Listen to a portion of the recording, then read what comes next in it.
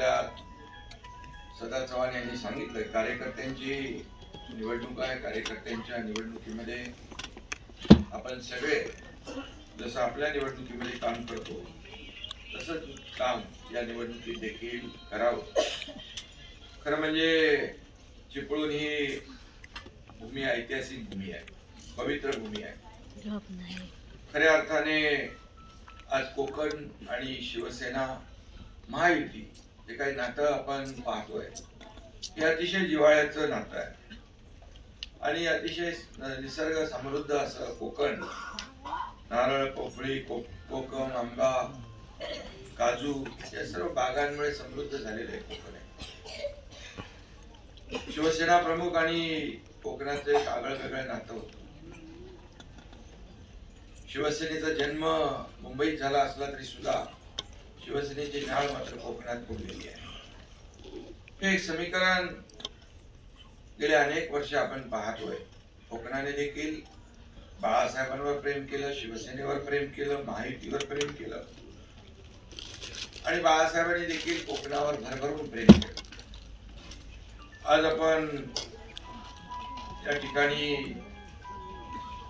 निवडणुका जिल्हा परिषद आणि पंचायत समितीच्या निवडणूक लढवतोय. या जिल्हा परिषद मध्ये देखील मला वाटतं मागची चिपळूण नगर परिषद तर तुम्ही जिंकली, नगराध्यक्ष आला आणि नगरसेवक पण आले, घडवला.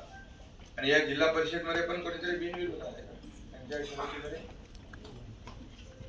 इथे कोकणात देखील काही ठिकाणी आपले महायुतीचे लोक आले बिनविरोध.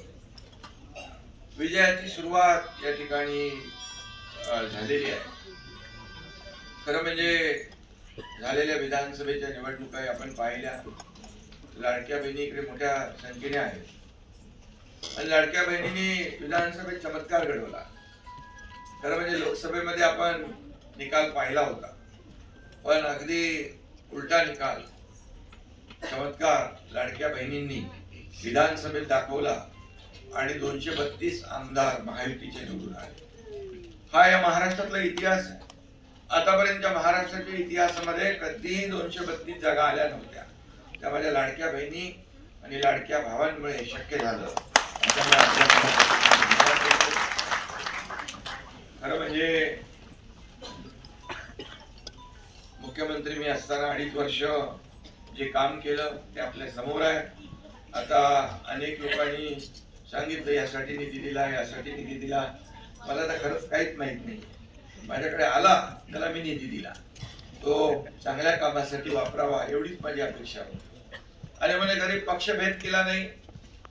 जे जे आमदार माझ्याकडे यायचे, खासदार यायचे, त्यांना मी मुख्यमंत्री असताना पत्रावर सही करून द्यायचो. आणि त्यामुळेच या कोकणात देखील भरघोस असा निधी विकास कामांना त्या ठिकाणी देता आला. खरं म्हणजे विकास कामांना पैसे द्यायचे नाही तर कधी द्यायचे.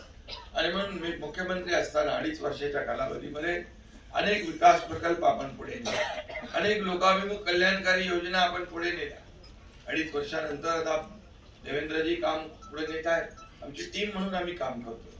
अजितदादा दुर्दैवाने आपल्यात नाही, पण ते देखील म्हणायचे की आतापर्यंतच्या महाराष्ट्राच्या इतिहासामध्ये सगळ्यात जास्त विकास कामांच्या पत्रावर सही करणारा मुख्यमंत्री कोण, तर एकनाथ शिंदे. आणि समाधान आणि आनंद आहे. कारण माझ्या